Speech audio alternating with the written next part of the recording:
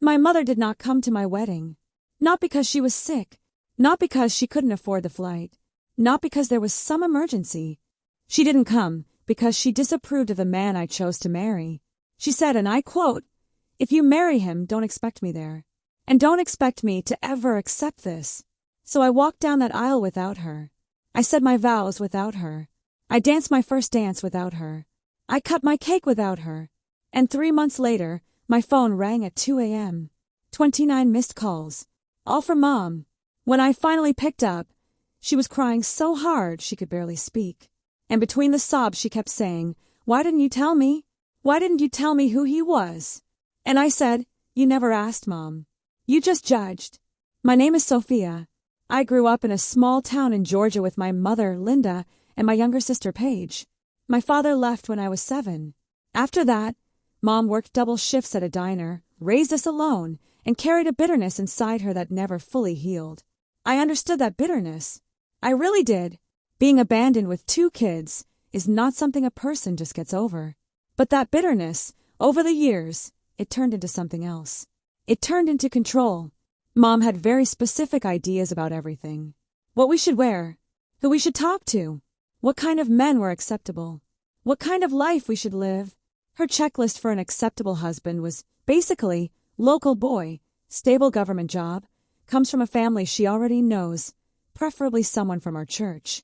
Romance, passion, love, those were secondary. Security was everything. And I understood why. She had trusted love once. It had packed a bag and walked out the door when I was 7 years old. But I was not my mother, and I refused to choose a partner based on fear.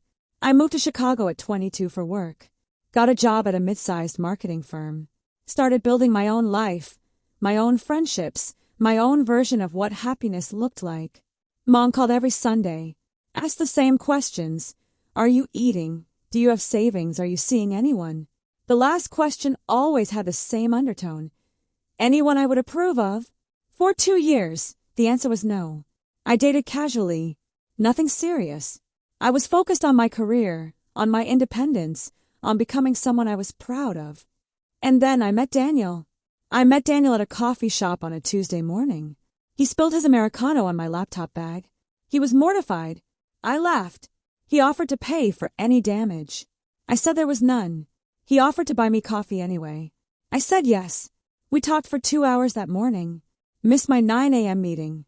Didn't care even slightly. Daniel was different from anyone I had ever met. Quiet confidence. Deep thinker. Asked questions that nobody ever asked me. Listened, actually listened, when I answered. He was also, and this is important for the story, he dressed simply. Very simply. Old jeans. Plain shirts. Drove a 10-year-old Honda Civic. Lived in a modest apartment in a normal neighborhood. He never talked about money. Never showed off. Never tried to impress anyone. To the outside world, Daniel looked completely ordinary. We dated for 8 months before I called Mom to tell her about him. 8 months because I knew what was coming. And I was right. What does he do? She asked immediately. He works in tech, I said. Tech, she repeated, like it was suspicious. What kind of tech? Is it stable? Does he have benefits? Mom, he's doing well. Where is he from? What's his family like? Does he go to church? And then the question that broke everything. Is he from around here? Would I know his people? Daniel was not from around there. Daniel's family was from Seoul, South Korea. His parents had immigrated to America before he was born. The silence on the phone when I told her that was 10 seconds long. 10 full seconds. Sophia, she finally said, that is not the life I imagined for you. Over the next year, Mom made her position very clear. She would not meet Daniel. She would not discuss Daniel. As far as she was concerned, this relationship had an expiration date. She sent me articles, called my aunt to talk sense into me, told my sister Paige to warn me I was making a mistake. And Daniel, through all of it, never said a bad word about her. Not once. She loves you, he told me one night when I was crying after another phone argument. She's scared. Scared people say things they don't mean. She means every word, I said. He just held my hand. Quietly. That was Daniel. When he proposed, a simple proposal, No grand gesture, just the two of us on a rooftop with takeout and city lights. I said yes before he finished the sentence. I called Mom that same night, still glowing, still floating.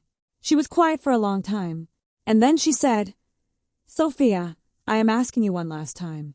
Please reconsider. This will not end well. I have seen this before. Mom, I love him. He is kind and good and he loves me. Love is not enough. You need compatibility. You need shared background. You need... Mom, I'm marrying him. I would love for you to be there."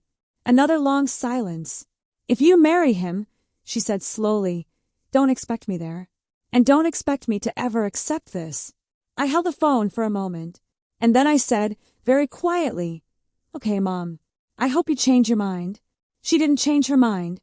Our wedding was small. 60 people. A garden venue outside Chicago.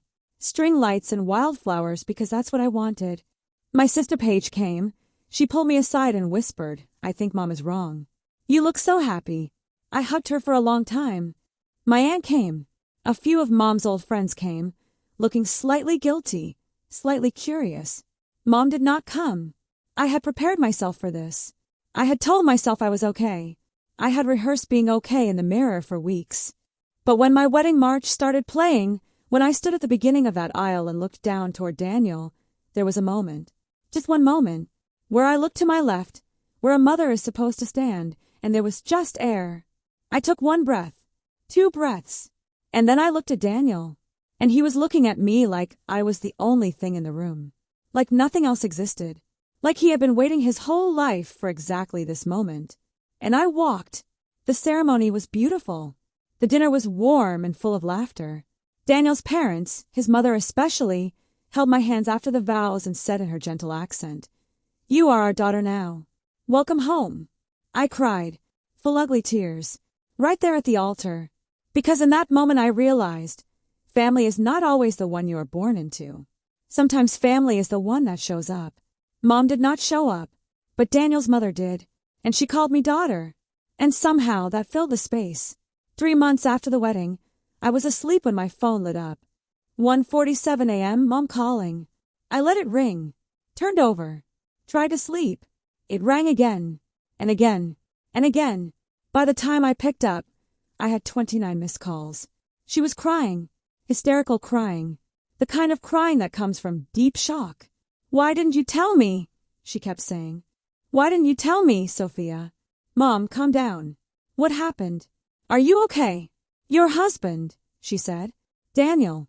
I was watching the news tonight, the financial news, and they were doing a segment on the 10 most influential tech entrepreneurs under 40 in America. And his face." She stopped, took a shaking breath. "His face was on my television, Sophia.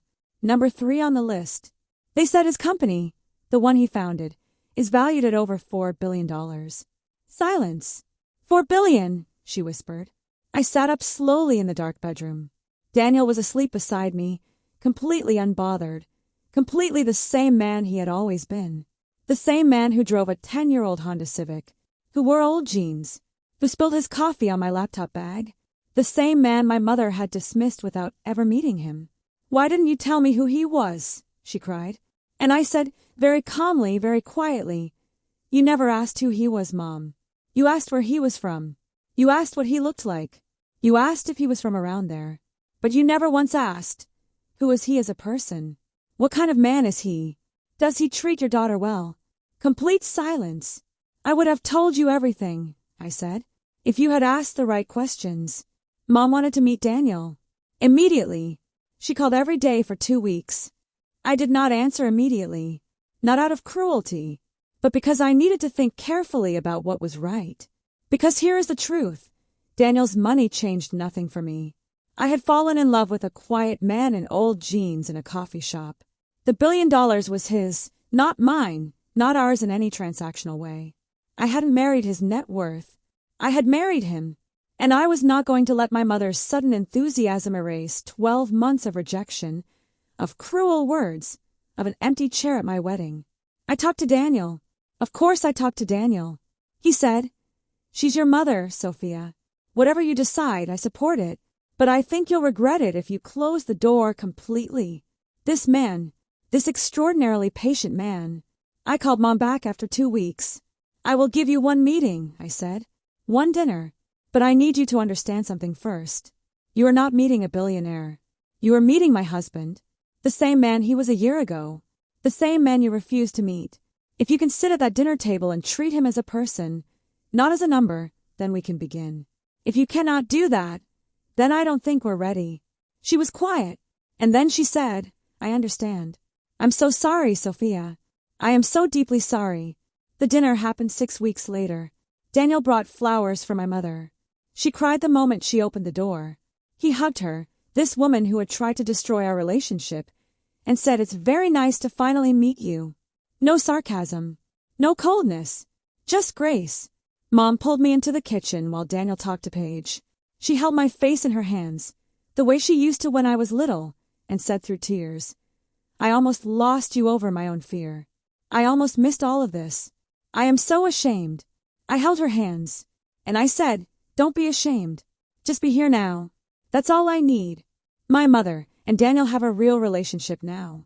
She calls him on his birthday. He fixed her kitchen sink last Thanksgiving.